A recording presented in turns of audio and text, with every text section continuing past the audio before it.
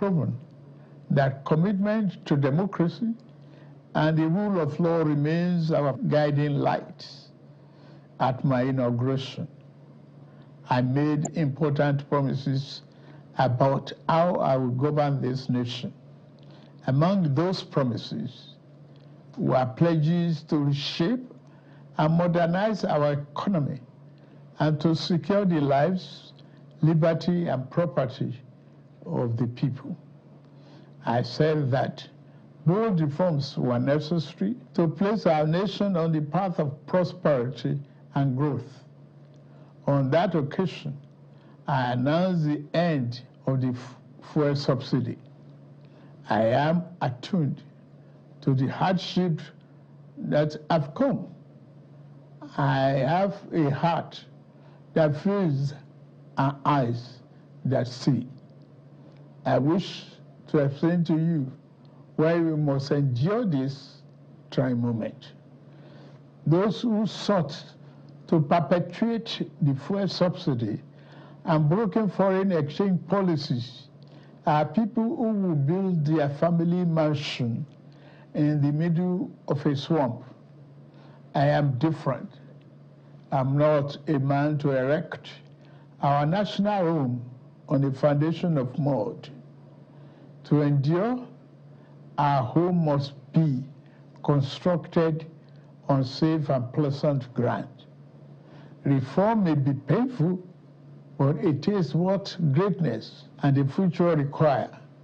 We now carry the cost of reaching a future Nigeria where the abundance and fruit of the nation are fairly shared among all, not hoarded by a select and greedy few. A Nigeria where hunger, poverty, and hardship are pushed into the shadows and ever-fading past. There is no joy in seeing the people of this nation shoulder burdens that should have been shared years ago.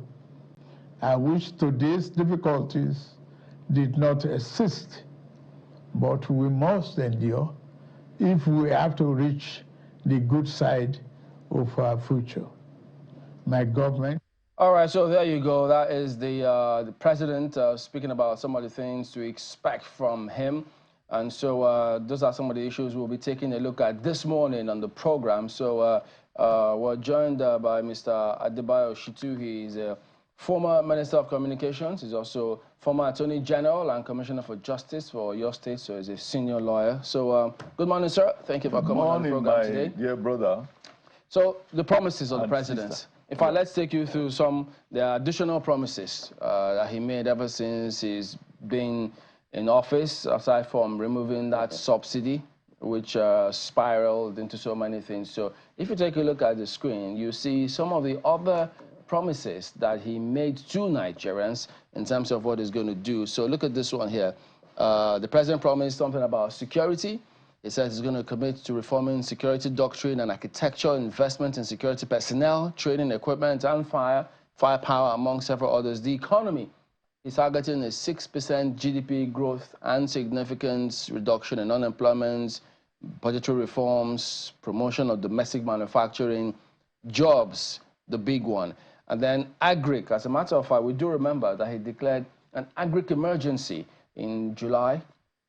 And ever since then, I guess the jury's out there on the impact of all of this. So bottom line is that as we speak, you have several people, tons of people, businesses have been closing down ever since. Cost of PMS and diesel, it's still unaffordable for lots of people. And so even the electricity tariff, which was hiked, not the 206 naira per kilowatt hour notwithstanding, many still not satisfied with what the kind of deal they've gotten so far. So now they have a big question mark. Is there anything they can boast of at this point in time, at this government? Well, let me start by saying that even though I am a member of the APC, I, as of today, don't work for government. I've never been an employee of the federal government under the leadership of our president, Tinubu. So I may not have all the facts available. And I want to believe that having regard to the period and the service of President Bola Ahmed Tinubu as governor of Lagos State for 8 years, every Nigerian was satisfied that he's a serious-minded politician and public servant, and that he knows his onions, and that he will definitely fulfill his promises. He's been in office for about 12 months now, and I want to believe that the Ministry of Information, Federal Ministry of Information, will have a scorecard. Perhaps we have to wait till 29th of May to hear government, tell Nigerians all the indices of their achievements. Yeah, but businesses don't have to wait till 29th of May. They are feeling a pinch. Yes, I feel it's not just businesses. I mean, even we as individuals, everybody has one inconvenience or the other that we are going through. We do know very well that things in Nigeria have virtually been run aground before even he came on board. That was when you were minister? Well, I was minister, between 2016 and 2019. But the slide had always been there in Nigeria because of what we used to call Nigerian factor. When people say Nigerian factor, they hardly know what is meant by Nigerian factor. Yeah, but the government you serve promised Nigerians a good deal. They said we're going to do this. They promised almost heaven and earth, as people say. And the rest, they say, is history. Let me tell you. Even as somebody who served in the Buhari government during the first time, I am always honest enough to admit, certain failures that we had. For instance, the issue of refinery, I feel always very bad about it. The fact that when we were coming on board in 2015, we had promised that the refineries will be revived, within the shortest possible time. So the fact that we could not revive any of it, I always admit that is a failure on our part.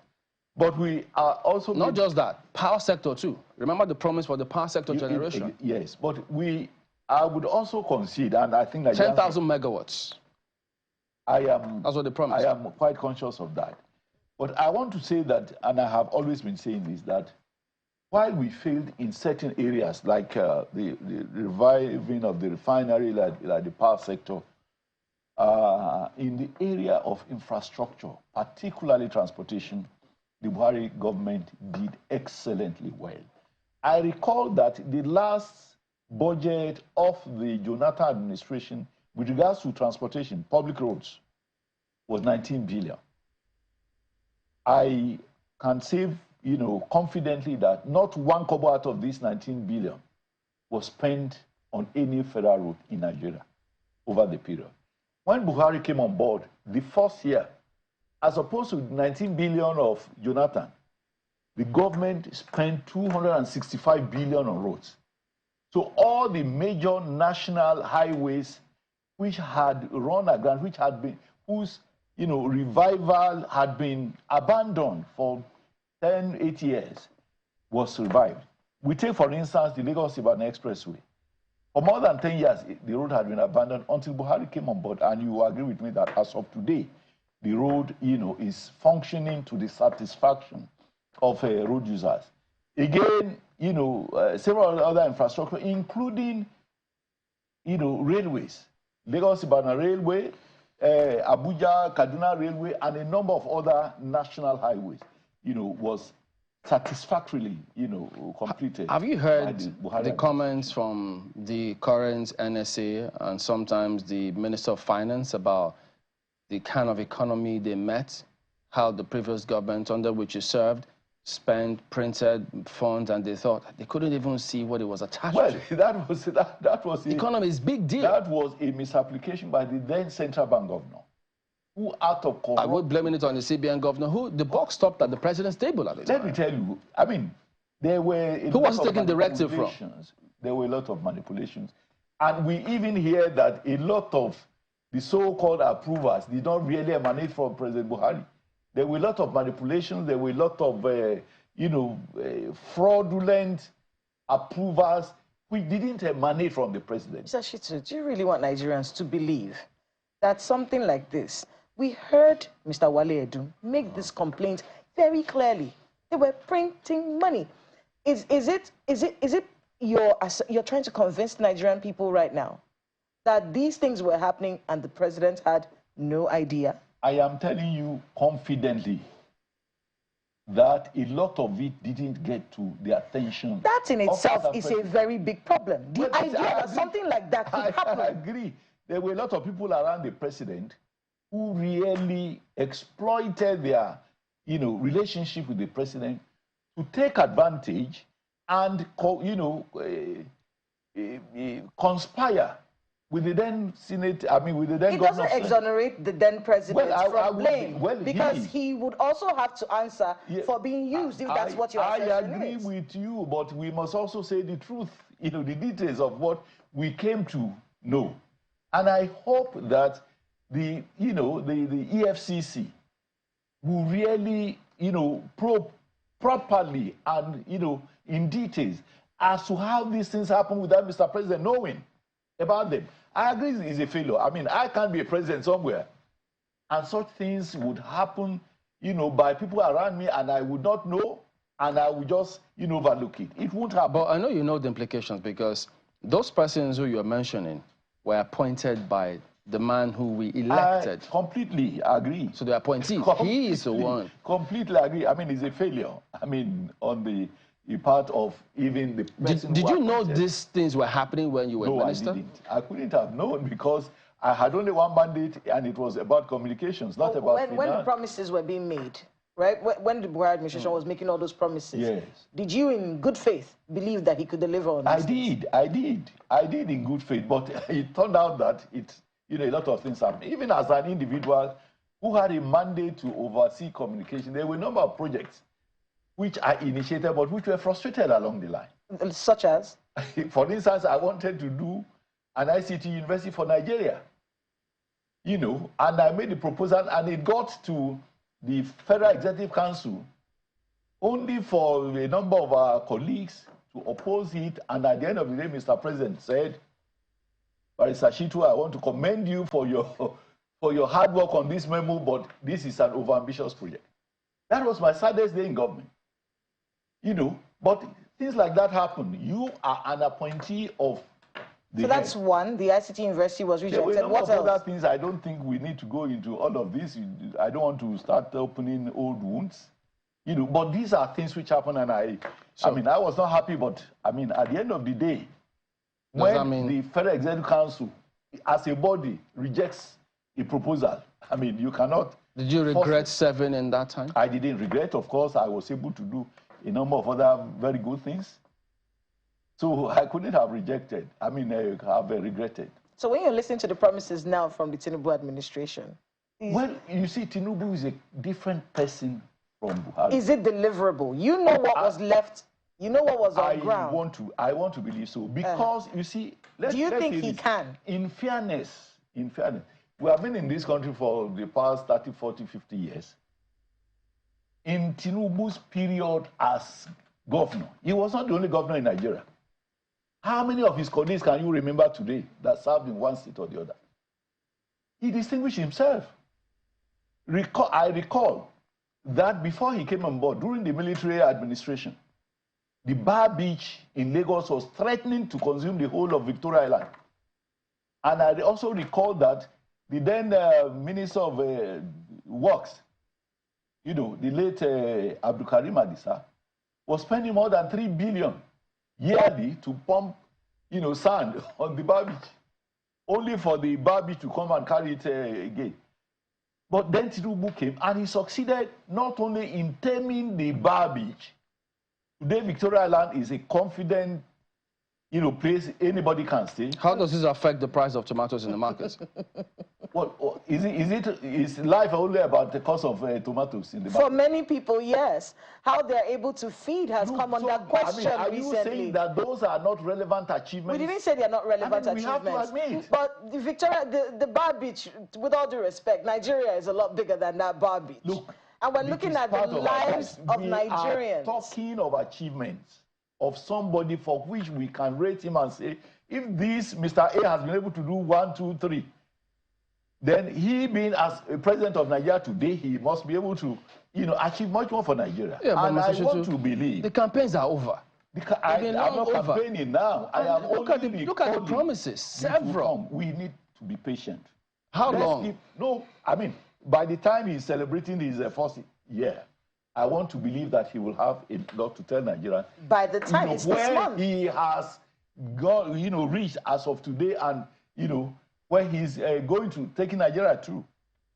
Are you impressed with what you've seen so far? The impact the economy is having on the average Nigerian as we speak. Are you? The truth is, we are all going through hard times, including me. I always admit, because I don't work for government, I don't earn anything. I'm as common as any other Nigerian. And we go through this, going through the same market and all of that. But I have learned to be patient, because in reconstructing any edifice, you need time, you need patience, you need organizational ability and all of that. And I want to believe that in another 2-3 months, Nigeria would be better than it is today. So what makes you say so? Because you've looked at cost of goods, the rising inflation, it's double digits. He says they're going to bring it up, but these figures keep going south. Nigerians, we are Nigerians, we know ourselves. The man who cultivates yam in the farm, is it the cost of cultivation of that yam that makes him to now double or triple the cost of it? When you talk of Nigerian factor includes the greed in us as Nigerians. It includes the compromises in us as Nigerians. It includes so many other factors. A lot of everything cannot be, put on the head of. Are we blaming it on Nigerians now for electing the president? We are all guilty of it. Government and people. We are all Nigerians. I used to feel this way that you do right now until I spoke to someone who sells catfish in the market. And I kept telling him, why is the price so high? I mean, they say the dollar is, the naira is gaining against the dollar. And he said, naira gaining against the dollar, does that affect the cost of fuel?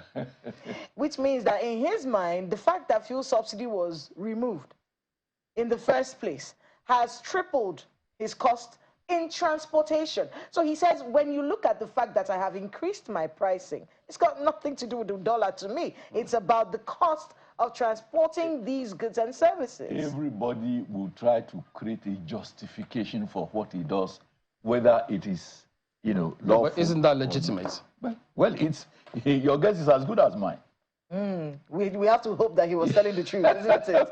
Your guess is as good as mine. When you were a minister, yes, the government of former President Muhammadu Buhari rode on this lovely white horse called anti-corruption. And the change begins with me. Everyone, let's tighten up. We have to stop corruption. Then 8 years after, we're now hearing all kinds of crazy stories from people who were a part of that government. It's unfortunate. Maybe the anti-corruption, the anti-corruption thing was not strong enough. 2, 3, 4 people will definitely act differently if put in the same position. We must admit that is, part of our humanity. So I regret everything that has become an inadequacy in the Buhari government. But I am saying that we now have a different, person on board now, and having regard to his antecedents as a governor in Nigeria's most sophisticated state, we must hope and continue to pray that God will assist. But Mr. Shittu, this was the same story the APC told us when Buhari was campaigning. So we stop telling stories? No, the thing is that they told us Buhari had antecedents. Yeah. He's done this and that and this and that. Yes, you see, and actually, sir, you've seen the results afterwards, some of which you regret right now. What Buhari has, which most people don't have, or which most people don't, understand, is Buhari as one individual is the most incorruptible human being I have ever met. This is somebody who had been a pensioner in the military. When he came in as president, he was entitled to be taking salaries also. But he said, no, I cannot be taking 2 incomes from the same government. I will suspend my pension from the military and retain only my salary as president.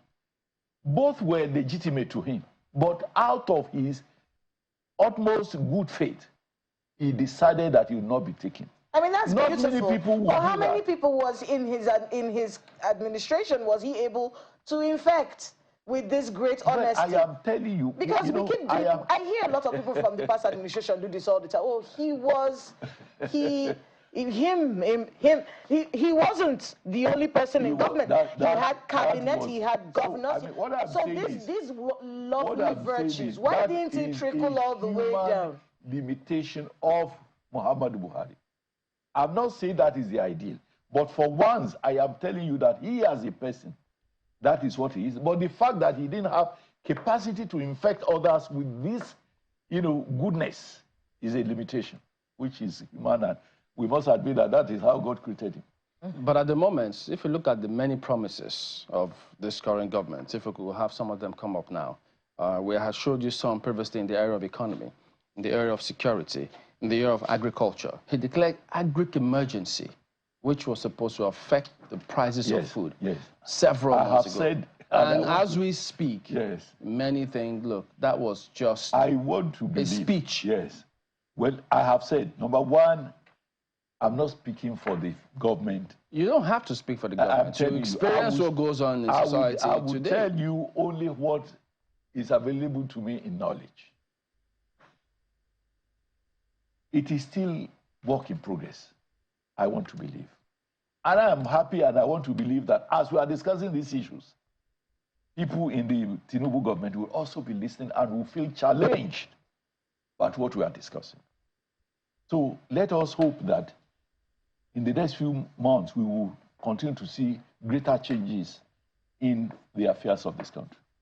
Are you telling us now that a year is gone, and for many people who have closed their businesses, they should just listen to you and accept it? So what is the alternative? No, because I mean, your party promised heaven and earth. Yeah, we did promise. And this is a stark reality people are facing.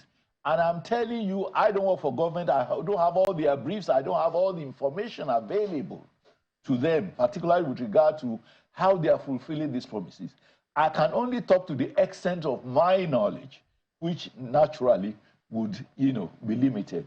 So perhaps you want to look at the possibility of bringing in the Minister of Information and National Orientation, so he can give us a scorecard. I think we're going to get that scorecard at some point this month. They're working on that. Look, the scorecard notwithstanding, for lots of Nigerians, their scorecard is their daily reality. Good. What better scorecard can be what they go through on a regular basis?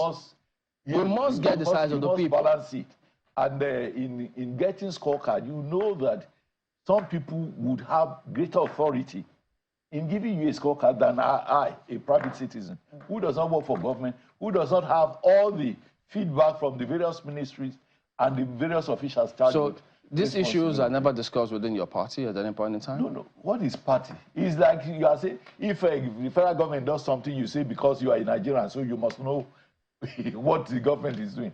Even as a high-ranking member of the party? How high-ranking? What is the high-ranking? You're a former minister. The former minister. You've been an attorney general of a state. Of the past.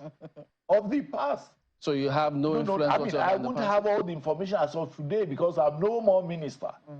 And even if I'm minister, perhaps I will know only to the extent of my mandate. Yes, but as a party man, you have no influence on the party. We are all Nigerians. No.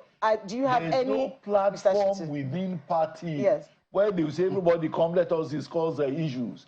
Political parties are mere platforms for people to utilize to ascend to offices. So it's not as if, because I belong to APC, I'm not in the national executive of the party, I'm not in government, and you think there will be a platform for them to... They don't have to call you. Are you saying you have no way of getting failures from your party members in terms of, guys, this is what Nigerians are saying. Look, we have to do better. As a Nigerian, we're not fulfilling the promise so far. Of getting information from government, merely because you're in Nigeria, other than they publicizing it in newspapers or radio and television. I mean, political parties I know what you're trying to make it look like we're all Nigerians. No, you are a former minister. So the truth is that your influence is a little bit more than many people in this country. And as a member of the All Progressives Congress, if you've seen all of these flaws, you've seen all these things going on, do you bring it up? Does it come up at all? You see, I want you to de-emphasize the fact that one is a member of a political party. If you are not a member of the party's executive, you are not a member of the government. The mere fact that you are a member of the party is next to nothing for you to get information. I won't get more information than you who is not a party, particularly in regard to government activities. That is the truth of it. Even though you still campaign vigorously. Of course I will. If I believe in the candidate, I will campaign for them. If there was something the administration should be doing right now, just as a concerned citizen, you know, you've made that clear, as a citizen of this country who has, you're a patriot, you have the best interest of your country at heart. If there was something the administration should be doing differently right now, what should they be doing? I come from, with all due respect and in all sense of humility, I was trained by the late Chief Obafemi Awolowo directly. I learned politics directly from him. If I have my choice, the 4 cardinal programs of the Unity Party of Nigeria will be the main area of governance. But I'm a minority. The privileges, the opportunities I had to train under the late Chief Awolowo, most people, you know, never had it. You said the 4 cardinal policies the 4 cardinal of the Unity Party of Nigeria, which was led by our late sage. What was it? What were those? Free education at all levels, free health services, integrated infrastructure development, and full employment. At any time I get the opportunity of leading any government, whether at the state level or the federal level, that will be my main manifesto. Mr. Shittu, I hope you will not tell us, well, I was dead, but the other people around me. No. If that's a convenient way. If I'm the head of government, I mean, this is my belief, it's my philosophy. It is what I was trained in, and it is what we practiced while I was a member of the Oyo State House of Assembly between 1979 and 1983. But that was a political party which most people in government today never believed they belonged to. Because, I mean, you gave us that example yourself, how you approached the president with your policies, and he said you're too idealistic. Yet you were around it. It happened. So the buck stopped at his table. So whether it's people around him or not, is the man we elected. Because I was a person in the government. I was in the cabinet. And my mandate was about communications and ICT. Oh, but before we even wrap up this bit, let's talk a bit about that ministry and where it is now. Is it living up to the expectations you had? I have since left that mandate, and I don't really have a business to make a follow-up on what is happening there. And it is not for me to make an update on what they are doing or what they are not doing, because we're not asking for an update. Your thoughts on how it's performing right now. I can only speak of my services while I was Minister of Communications. Okay. But you had an update with Oyo politics. You were not happy how the local government election went. Well, there was no election in Oyo State, if you care to know. Why? Why did you say so? Because they simply wrote figures. Because PDP won all the local governments? You see, it's not about just winning. If you win fairly and squarely, I'm a Democrat. And I'm a progressive-minded person. But I know, let me give you an example. I come from Shaki West local government with 228 polling units. There was no OSEC. OSEC means, you know, Oyo State Independent Electoral Commission. No single agent of the organization came out to any of these 228 polling units. There was no election. The electoral officer for the local government simply disappeared on the day of election. They did not distribute any election materials, any ballot, nothing. And they had been singing. A senator was telling me yesterday that a prominent former senator was dancing on the day of the election. Which means we are going to write results. They were not, it was a very fraudulent so-called election. And it's very sad that Governor Makinde, as young as he says he is, would superintend such a fraudulent non-event. Is there any recent election in this country that APC conducted in the states that did not win all the local governments, or 99%? If it happens, should it not be condemnable at any point, whether it is in the... But it happens. Well, if it happens, I mean, what's the matter? It's regularly. I would all political parties do that. Are you then using that to justify any such fraudulent election? I'm asking because if it happened at that time, why didn't they hear voices of condemnation from within the same party? I mean, I am condemning it. I mean, when? APC. Now? When it has since gone? Or would I now? in that state to know what happened? I'm talking of my state where it happened that there was no election and results were written. No, you don't have to be in the state to condemn something that you see is bloody bad. Should that be my business? It should be your business. It should be you, journalist. You're a citizen. It should be you, journalist, not just... No, you should also point it out. If you have, you've been in government... any such non-event anywhere. And this is what exactly I'm doing now. I mean, you don't just want to run me down or run our party down. I will condemn evil wherever it is. So are you going to go to court with that? That's left to me. That's the process, the democratic process. You challenge this. You leave that to us. You leave that to us. I'm not answerable to you on that. What's the point of not challenging it? If you cannot take it further, what's the point? What is your grouse now? My grouse? I don't have any grouse. I'm asking you questions. No, but I mean, you don't have a grouse that the election didn't go well. I didn't. You said it didn't go well. You said you are the one who has a grouse. Yes. That it didn't go well. So you leave whatever I will do, you leave it to me. Are you just going to complain here and leave it? No, it's not. That's not your business. We do respect you. No, my business is to ask you questions. No, and my business is to answer whatever question I feel is justifiable. So it's justifiable to say, well, you don't know if you will go. Look, I am telling you what happened. You asked of what happened in your state, and I'm telling you what, and you are, you know. I'm asking more questions. That's what I'm doing. And I have told you that wherever non-events happen, I will condemn it. It'll be nice to see you go to court with this, though.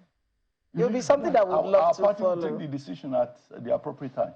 Because, you know, when, like you said, when an injustice happens, complaining about an injustice usually isn't enough to get to right a wrong. I appreciate that. So if you did note that an injustice has happened, to be able to stand your ground on it. I'm a lawyer of more than 40 years, so I should know what I should do. Let's take it upstairs. Just leave that to us.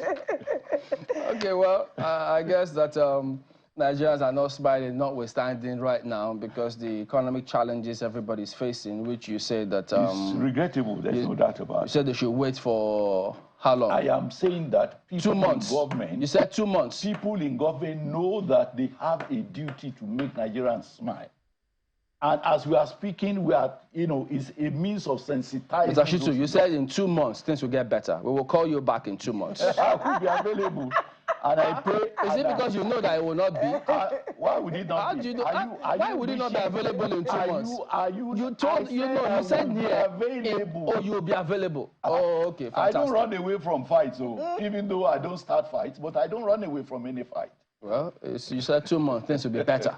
So by the grace of God, we hope to get back to you, God willing. Everybody will be alive at that time. By God. Mr. Shittu is the former Minister of Communications and former Attorney General and Commissioner for Justice for your state and the senior lawyer at that. Thank you for coming on today. Thank you so much.